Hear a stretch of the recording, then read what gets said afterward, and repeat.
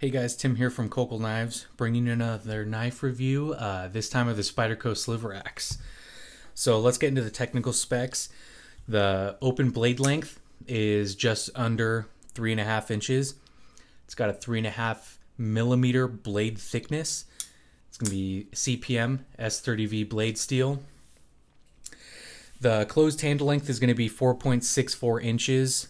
The handle material, G10, and peel ply carbon fiber laminate. The weight comes in at 3.3 ounces.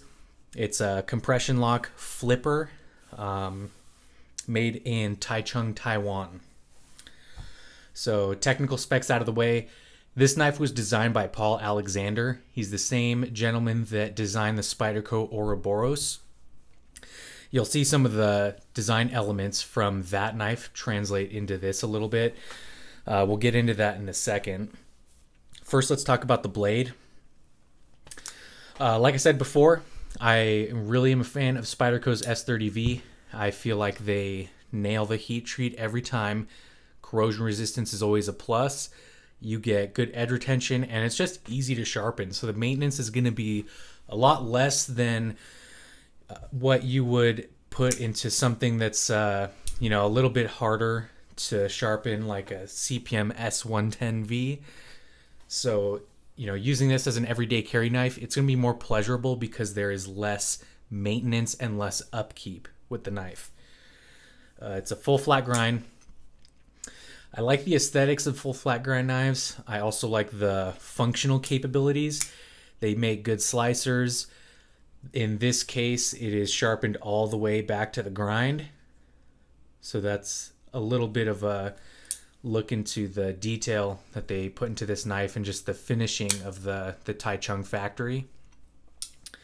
Touching on finishing a little bit more, the edges are all taken down quite well. It's not like they're rounded, but they feel good.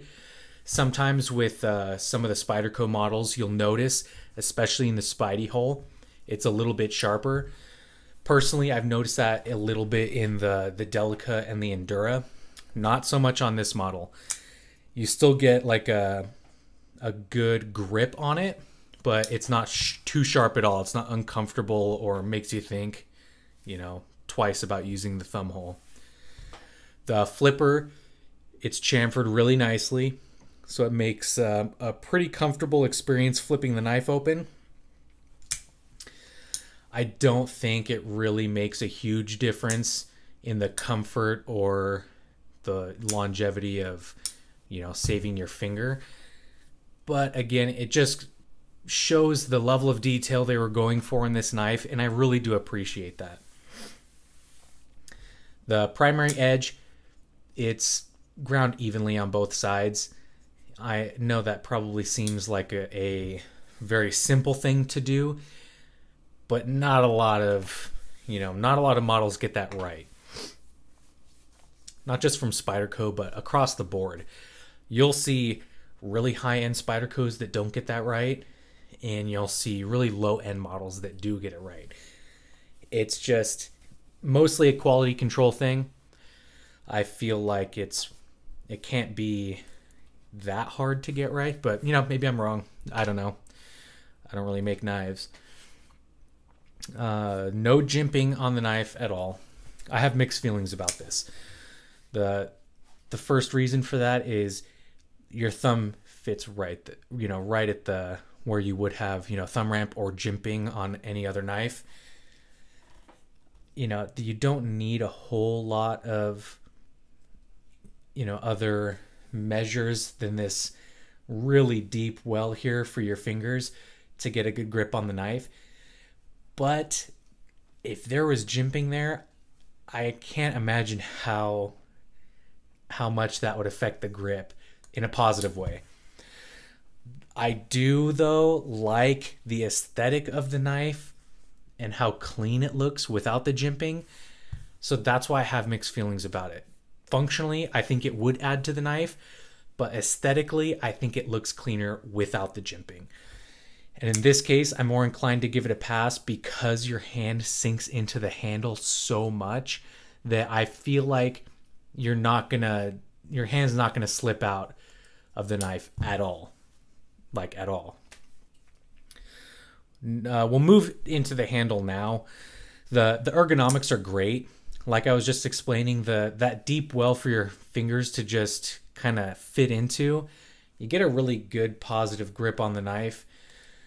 The ergonomics are a little weird to get used to at first, but they feel really good once you get used to it. And it's a real comfortable handle.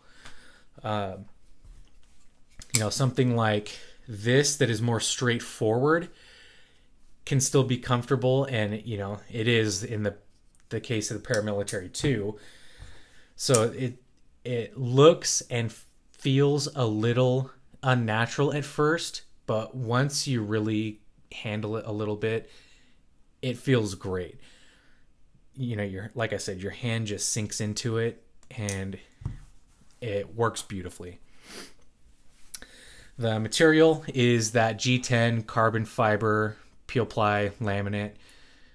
I would have liked it better if it was full carbon fiber, but it is what it is. Doesn't really bother me too much because I like the way it looks.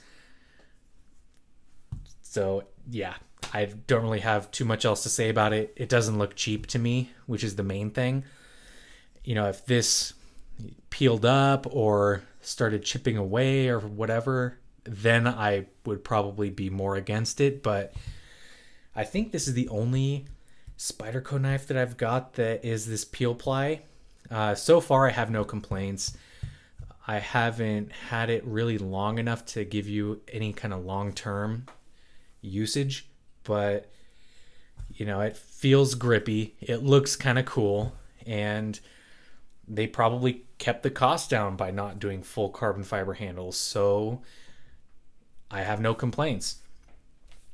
The actual construction is flow through, so you only have these two standoffs and the lanyard tube.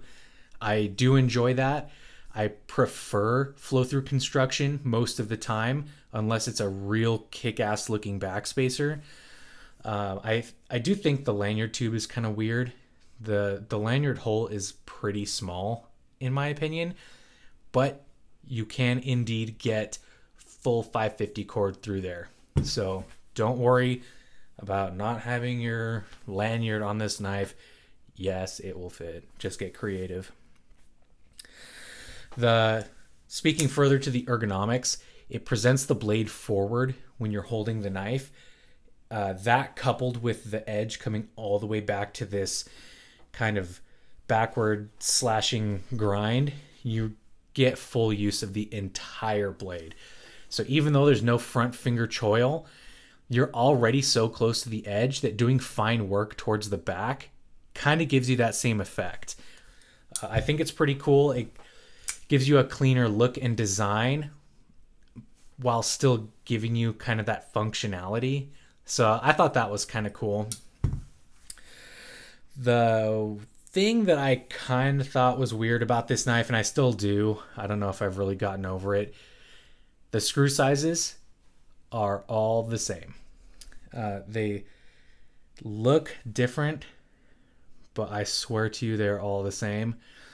It makes the pivot look smaller than what it actually is, and I feel like it would look a lot less weird with a larger pivot head and then the smaller body screws. I don't know why they did that. It looks really weird to me. Yeah, I don't think I've gotten over it. It's not something that I notice all the time when I use it or carry it, but every once in a while I'll take a look at it and I'm like, gosh, that would look so much better with just a little bit different of a pivot head on it. I don't know why.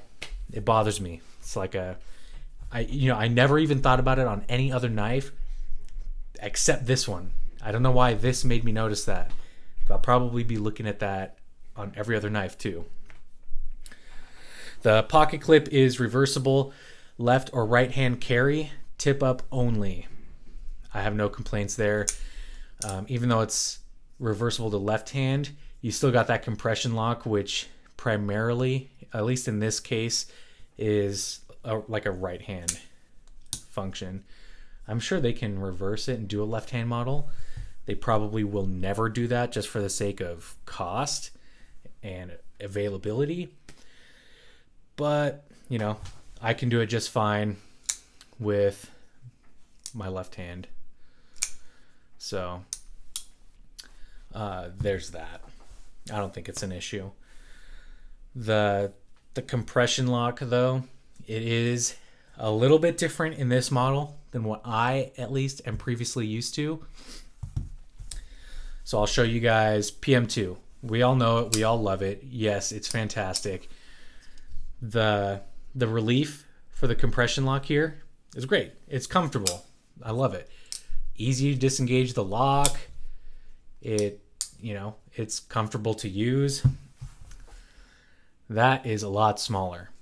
So I know it doesn't seem like a huge difference, but trust me when I say that this feels far more difficult to disengage than the Paramilitary 2. It probably isn't in terms of like actual force required to disengage the lock, but it does feel like more because I really have to like not jam my finger in there, but I need to go in and make sure my finger is in there and push the lock in. If it was a little bit of a wider relief like that, probably would have been perfect. It doesn't help that there's that relief there. They chamfered the edge for that compression lock bar there. Because you know, if you feel like your finger's gonna slip off if you're not on there all the way. So, you know, like I said, you really have to make sure your finger's in there. But I do appreciate that they chamfered the edge. Like I said, it just goes to show the level of finishing and details that they were going for in this knife. Hitting on the action, this is one of the main talking points of this knife that you'll find online.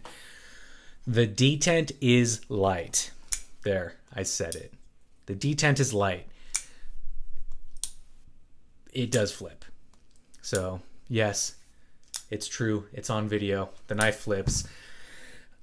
The detent is light. There's no getting around it. Yes, it is a light detent. Does it still flip, though? Yes, it still flips. I wouldn't say that it flips with authority like this freaking thing does. The 452, the detent on this is not overly stiff, but damn if that thing doesn't flip out. This fires with authority. I mean, it flips. Like my VR71 from Browse Blades.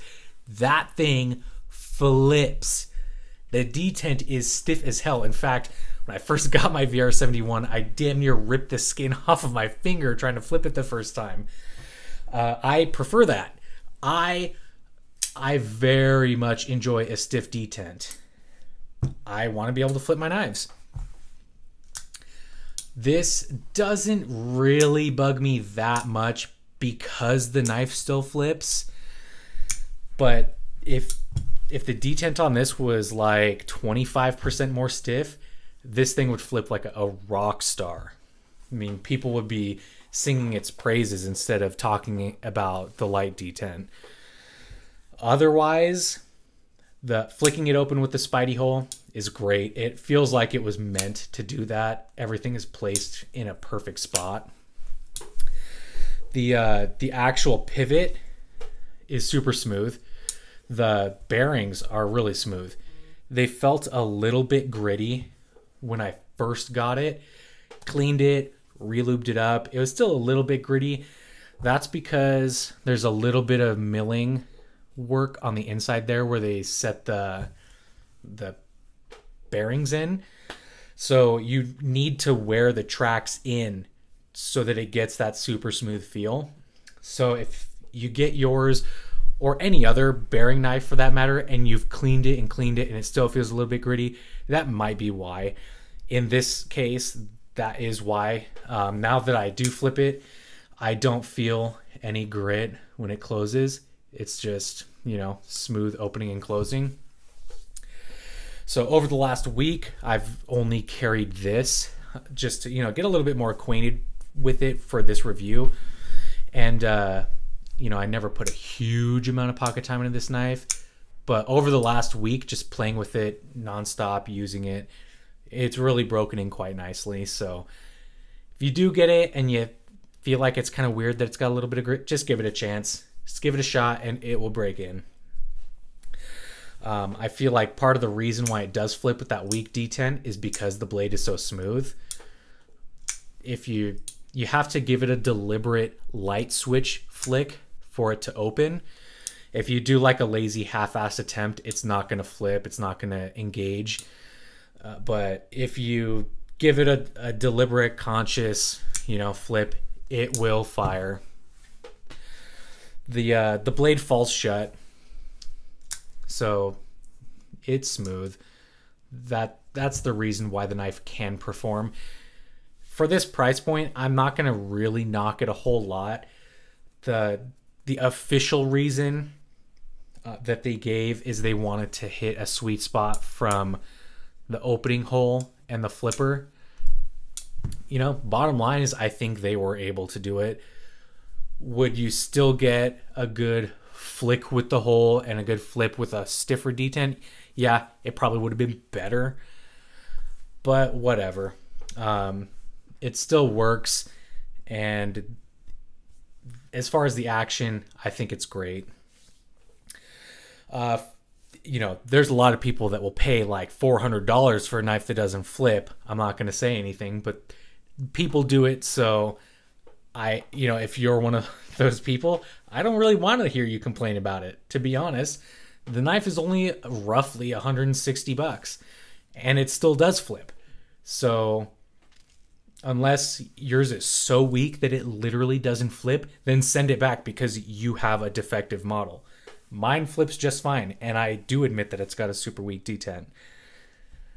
So there you go. That's the Spyderco Sliverax. Bottom line is, don't really buy into a lot of the BS that you hear about this knife online. Yeah, some of it is true, but in my experience, it still functions perfectly fine. The fit and finish is superb, just like any other Taichung Taiwan Spyderco knife. For $160, I don't think you can go wrong. And who knows how long they're going to have this knife anyways. It's Spyderco's first compression lock flipper, so maybe they'll discontinue it and maybe they get hard to find. I don't know. Maybe they start, or maybe they always sell it because of that reason. I could be totally wrong. Whatever. I like it. It's cool until they come out with like the Mantra 3 and what's that? There's another knife coming out soon that's compression flipper. If those knives have crazy detents, then maybe they'll have heard the people. Until then, this is what we got. I think it's great. I definitely recommend it. $160, it's great. There's a lot of stiff competition in this price bracket though. Like this guy, I mean, if you're a fan of flipping, this is really hard to beat, man. I want to say this was in that price range, 140, 160. I think this was a 160. I could be wrong. This ZT 452, this will probably be my next review. Magic. Magic in the same price range. I'll just say that. But otherwise, hope you guys liked the review. If you enjoyed all of my input, throw me a like, throw me a subscription. It lets me know that I'm making things that you guys like. And if you don't like it, tell me why so I can fix it for next time. Next week's video is probably going to be a discussion type video. And then the week following is going to be another knife review. So I don't want to like try to pump out too many all back to back to back. I'm going to mix it up. Like I said in my introduction video, I'm going to give you guys a mix of different content to make it feel fresh every time I drop a video. So be on the lookout for next week's discussion, and we'll give you guys a lot to talk about. In the meantime, hope you guys enjoy the rest of your night, and see you guys next time.